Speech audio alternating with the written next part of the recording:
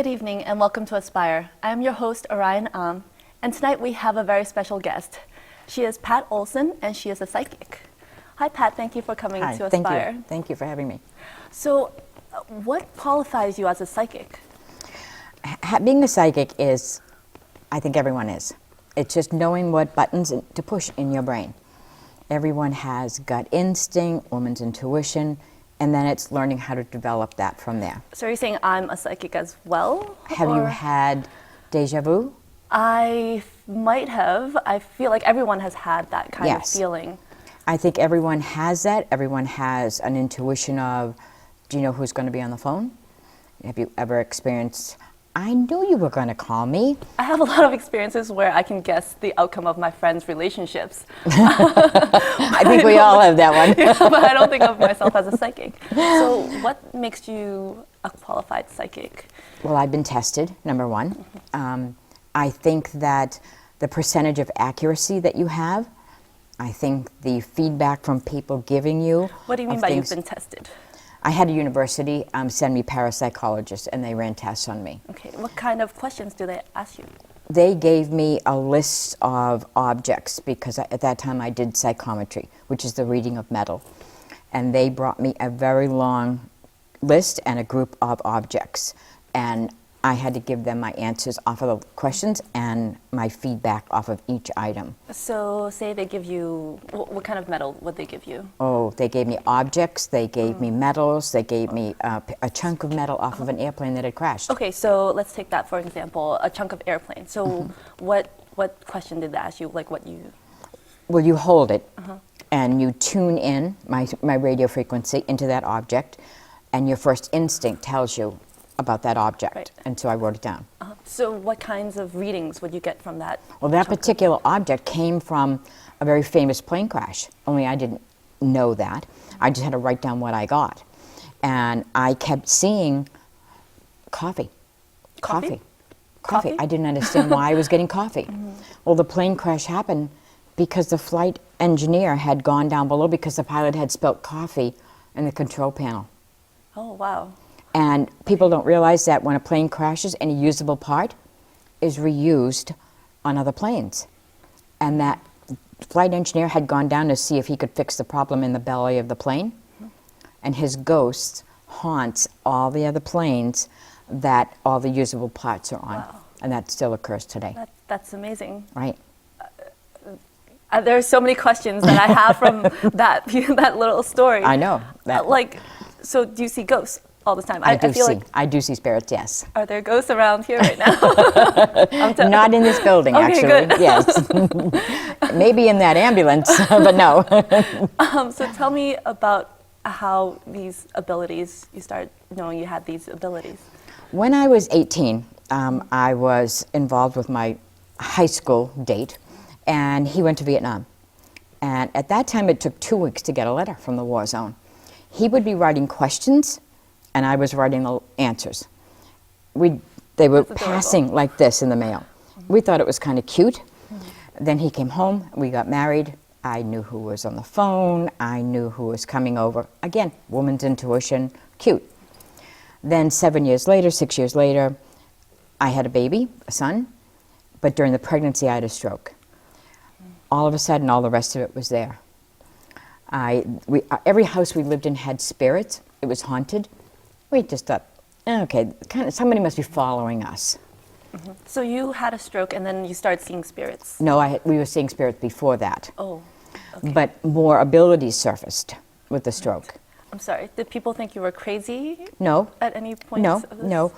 Anybody who knew us just gradually knew that I had something. We just didn't know what it was. But the more that surfaced, okay, what is this? And so I called a local university. They sent 2 parapsychologists up, and then they did this testing. I see. And then I started doing police work. Okay, police work. I see these shows. My knowledge is through watching shows like Medium and watching them help the police with this work. Yes. Can you tell me about that experience? It's scary. I won't deny that. It is scary working with the police, because when the murderer is still out there and they find out that they've got a psychic on the case, you have to be very careful. And I made sure that my name was never mentioned, that my identity had to be protected at all costs. You go in and you work with them very quietly, very secretly, and you have to go to the site where the murder was. And a lot of criminals go back to the site, so you have to be very cautious. And you can, with my ability, I have 7 guides, and I'm able to go to the scene, I'm able to become the person who died, I'm able to flip and become the murderer, and then watch what happens. And I actually, because I'm an empath as well, I can go in and out of that body, and I actually feel what happened to that body. Okay. So I can describe that to the police. So is this a switch inside yourself that you turn on and off where you can channel these different abilities and Some I can become turn off and on, some I can't turn off. Oh. Yes. What can you not turn off? There are times when I can't turn off what I see, especially pregnancies. I cannot turn off pregnancies. What does that mean? That means if I see a pregnant woman walk by, her stomach is like a neon sign. That must be so annoying. It's, do I tell her, do I not tell her? Do I say anything? Okay. How's this? No. And if she smiles at me or says hello when she passes me, I say, oh, having a girl? And she doesn't even know. I hope. Oh, okay. I hope most everybody knows nowadays what they're having, and they usually say, yes, yes. And then you can see her face. How does she know? And she just keeps right on going. So you mentioned a lot of abilities, empath and I'm an spirits. empath. I have the basic ESP. Can we go through what each of these mean? An empath is, I can take my spirit and go, literally go, in your body, and my body will highlight where your body hurts or will be sick. So it's a living person. Yes. Obviously. or spirit. Right. Because if someone has passed on, I can literally tell you what they passed on from, because my body will hurt where their body hurt. So do you go, for example, to the morgue? I mean, with the police, obviously. And Well, if touch someone them? had passed on, if somebody came to me and said, my relative passed on, can you contact them? As soon as I say their name, the date their birthday, and the date they passed, so I can lock in on them, my body will immediately highlight and go and hurt where they hurt before they passed. So I'll know what they died from. Okay? So that's an empath. I can do psychometry, which is the reading of metal. Can we do empath right now? Sure. I'm sorry. That's it. I never knew my grandfather, and I always wanted to know. What was his full name? I guess we can't do that because he has a Chinese Chinese name. Oh no, that was a fail. Only Okay. because it locks me in tightly on that one person, Right. and so that I can grab onto them. That brings rule another everybody out. question. So if they're of a different ethnicity, can you also find them in the spirit? Oh yeah, that doesn't matter. Oh, wow. And it's amazing to me that even though they're a different language, somehow I can translate to English most of the time. And then sometimes if they continue to speak a foreign language, I can make them slow down so that I can understand it. 99% of the time. But once in a while I get an ornery spirit that will not do that for me, so I have to get the gist of what they're trying to say. But most of the time I can get them to translate it in English for me. Because when they're up there, they're not foreign anymore. They're all speaking the same language. So according to you, there is an afterlife. Oh, there's an afterlife and then rebirth again. That everybody comes back again. What religion are you? I'm sorry. This is just very, very interesting. What? Well, we all come back again until we're done, okay? And we're done when we've learned all our lessons, because this level that we're on, we're only here to learn lessons from one another. So you picked, before you came into this particular body, because this is nothing but a suitcase for our spirit to carry, you picked every person that touches your life from the moment you're born to the moment you die. Every single person that touches your life, you're going to be with for eternity. Eternity. You have to alternate sexes and roles that they will be with you. I've met you before. We'll meet again, because now we're involved in some level. I will interview you in some life, because that's how it will be. Because this is a lesson that you and I are sharing. I'm educating you. You will educate me in another life. That's what this is about. That's a lesson, 2 sides of a lesson, okay? No matter how minor the lesson as holding a door open for someone, that's a big deal to that person you're holding that door open for. In another life, that person will hold the door for you. The yin and the yang of it. That's what it is. There is karma out there. There is definitely karma, but Wow. it's opposite sides of a lesson. As violent as a lesson can be, you have to know the other side of that lesson and be violent in another lifetime to that same person. You have to know both sides. That means my sister is going to be very mean to me next life. I have to regain some karma. You have to know both sides, because you have to know the sadness side to know the joy side. And so that other person has to know what you experienced to know what they did. You have to know both sides. I see. I'm sorry, we got a bit off track. That's Can okay. you tell me a bit about the rest of your abilities? So the empath, my brain just stopped. Empath, psychometry, which is the reading of metal. Basic ESP. Clairaudience, which is where I use I use hearing. So if I talk to a person on the phone, I can tune right into them. So I talk to people all over the world. And what they're feeling, or I can read them just through their voice. like what they're thinking, or read I them? can do anything for them through their voice. Okay. Okay. I do automatic handwriting, which means I can go into a trance zone, and when I do, a spirit will come in and write or draw. And that I also can use with my police work, because I've had them actually draw maps to where their body is. Wow. Okay. And the body was there, obviously. Yes. Right. Or information to where a criminal has been found that way. I'm also a channeler. Now, there's a difference between a medium, what they classify as a medium today, and a channel. Okay. A medium today on the open market, you call, they go classify themselves as they can talk to a spirit and give you a message. If you saw the movie Ghost, Whoopi Goldberg, what she did when the spirit came in and talked, that's a true medium. Okay. That's what I do.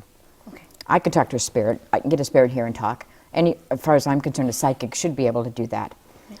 But a true medium has a spirit come in and communicate that way. Okay. I do that.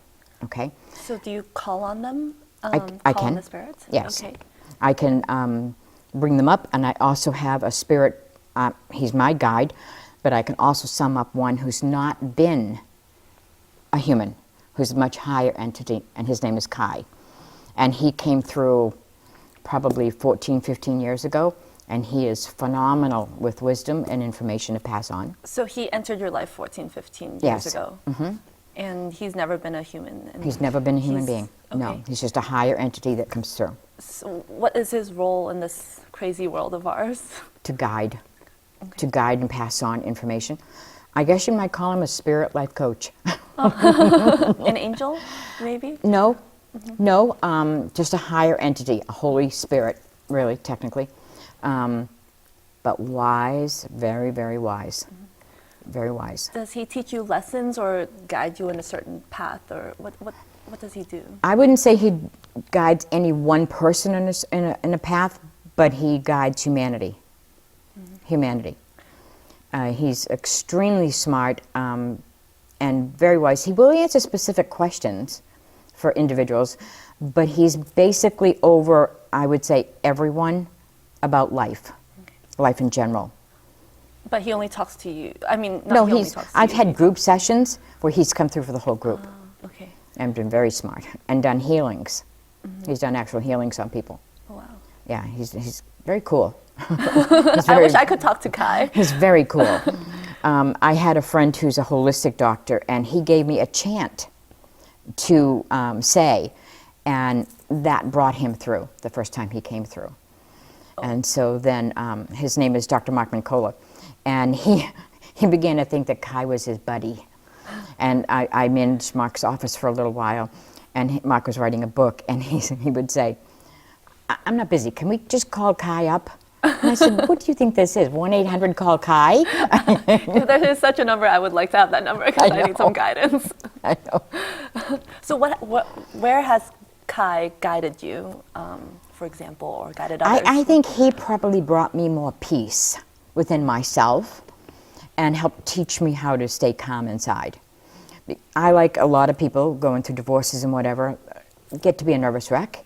And at that time in my life, I was learning how to let all of that go and forgive and move forward with my life to where my destiny was to come from. And I think he gave me that. Yeah, because that's a big step forward for anybody. So can he come to me, or can I talk to him? Can anyone talk to him? Anybody can talk with him, but it's a matter of me being in the right location, the right place, and have everything else let go. That's not something I can just whip up. This is astounding. I'm trying to process all this information. So we talked on the phone a bit before, and you said you can channel, or not channel, but I forgot what what you call it? A medium, channeling. You can read people. Oh, read people, yes. Talking on the phone. Oh, I have people all over the world call me, and I do lots of readings on the phone. Yes. So when we talked on the phone, did you read anything? Well, first of all, Curious. there is a huge, I'm going to say probably 90% possibility that you're going to move next year. And I'm going to say probably before July or August, you're moving. You're geographically relocating where you live. From the United States, or to like a different part of the United States? No. Out overseas? No, not out of the United States, not now. That may come later, but right now you're still in the United States. I'm going to say probably within a 50-mile radius from where you are now. Okay? It's a very good move. Very, very good move. Boy, do you need a back massage. Oh my gosh, do you. That's very true. And I would get a small person to actually walk on your back. That would help your back and crack your back in a good area. Not chiropractic crack, but nice. Because your lower back, what I call your I-beams, your midriff area, those muscles really need toes to be in there and worked. So I'd get someone, not a dog or a cat, but that's a type of thing that you need in there really badly. Because that's, a lot of people carry their stress up here, but yours is right here in your midriff area of your back. Like right here. Yes, Right. and that's where you need the work. Okay, that's good to know. I was actually massaging myself on the shoulders earlier. Yeah, but this is your stress area right there. Because you sit on the edge of your chairs, even at home, you don't sit like this with support in your back, and that's where you need it.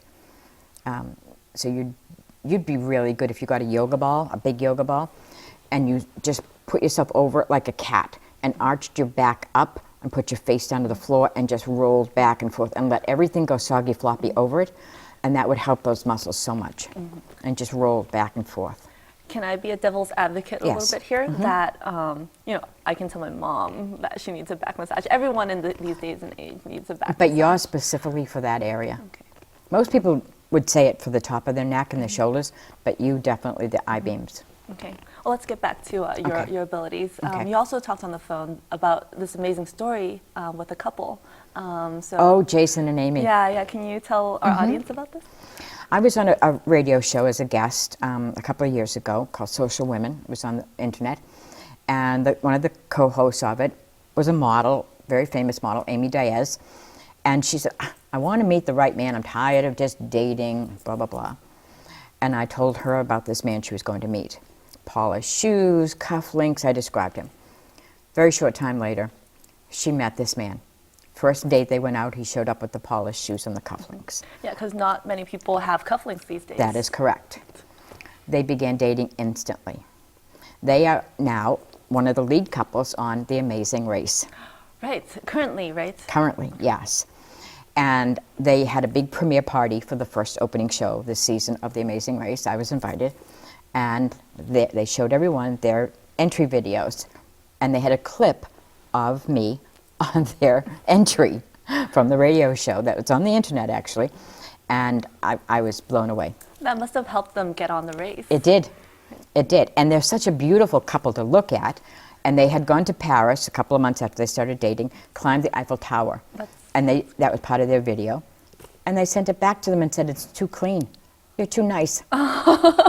That's good to know for anyone looking to audition for these, these shows. Don't be perfect, don't be nice. Show yourself falling off. Yeah, they had to re-enter and make a messed up video. And the messed up video involved the psychic? That was before? Not being so pretty and neat looking. Yeah, they wanted to make sure that they could handle being dirty in the mud and all of that the Amazing Race puts them in. And so they got chosen. That's great. And they're in the finals. That's awesome. Yeah, so Sunday night's the last show. So that's a really nice and nice story about Yes. the positive side of what I do. Of what you do. Yes. Now, what is some more nitty-gritty and kind of, have you had any close encounters or any hostile ghosts or spirits? I've had a case that I had to back away from because I was, we were trying to find a body. And it was in a very isolated area. And I had told the police, as I always do, no ID, nobody knows I'm here, no press or anything. You get all the credit. I don't want any credit. I don't accept any pay for this. I just do it. And some teenagers were parking in that area that night, and someone came out of the woods, knocked on their window, and said, you know, they have a psychic working on this murder case. You shouldn't be here. The man scared the bejeebies out of these kids.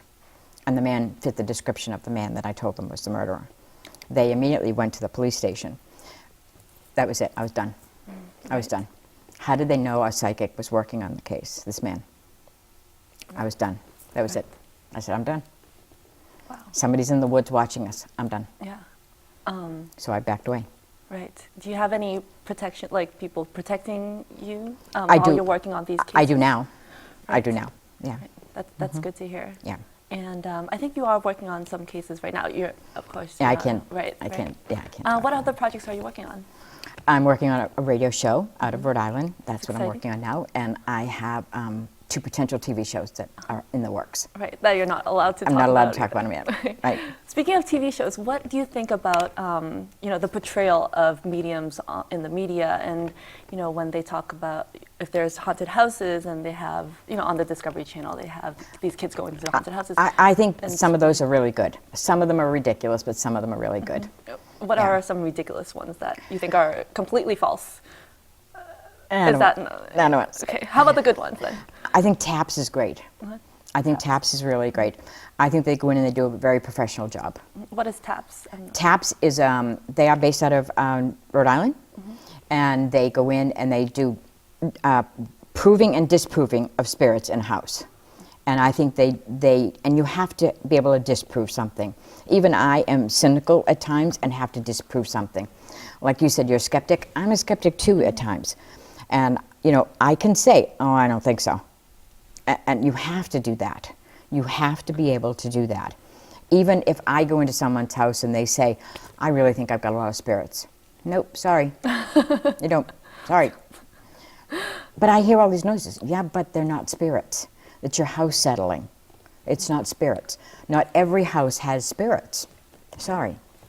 So, is there a finite amount of people in this world? Because you have, reincarnation, you have people. It seems like there's going to be a lot of people. We're recycled. Our spirits are recycled. And remember, how many lifetimes do we have to come back to learn our lessons? If you screw up and don't learn your lesson, you have to keep coming back because of karma. If you did it right and learned all your lessons, you'd have a lot less lives to have to keep coming back to. If someone has learned all their lessons, does this happen that someone learns all their lessons and they become? Then you don't have to keep coming back. You get to stay up there and do whatever you got to do. You may have this lifetime and you're done. You finished it. You pass on. And you may have to wait what we think is a long time. You may have to wait what we call 100 lifetimes. But up there, it may be a week in their time. That's the difference in time, how it passes. Or you may have to wait 10,000 of our lifetimes to get with the right spirits again to do your next lessons. We don't know. Right. It's how you scheduled your circle of people. This is amazing to me because the more I talk, I'm a skeptic, as I said, but the more I talk to you, the more I'm kind of believing in this, and I'm terribly afraid of ghosts and spirits. They won't hurt you. They're there for a reason. If they're around you, they are there for a reason to give you a message, usually. I just started to work with a mother who lost a child from cancer. A horrible experience, horrible, devastating, life-altering. But the child came through me the other day to give her a message. The mother covers her ears at night, doesn't want to hear anything, blankets up, but the child's been trying to talk to her.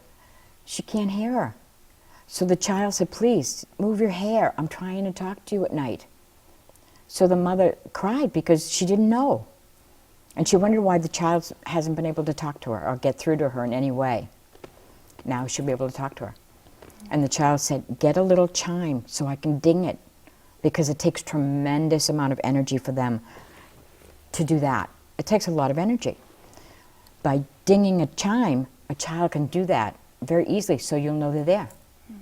And that made the mother extremely happy. Right. So that's how they can pass messages on. And Yeah. that's not going to hurt you. Do you have anything special you want to say to our audience who are skeptics, who are watching this and are thinking, oh, she's not real, she's, you know. If you've being experienced cynical. deja vu, if you've experienced woman's intuition or a man gut instinct, you can't deny it. That's the bottom line. And yet, do you have anything more? Because I've experienced deja vu, and I'm not a psychic. But for someone everyone who is psychic. Everyone is. It's just pushing the buttons to make it grow. I see. We're all born with intuition.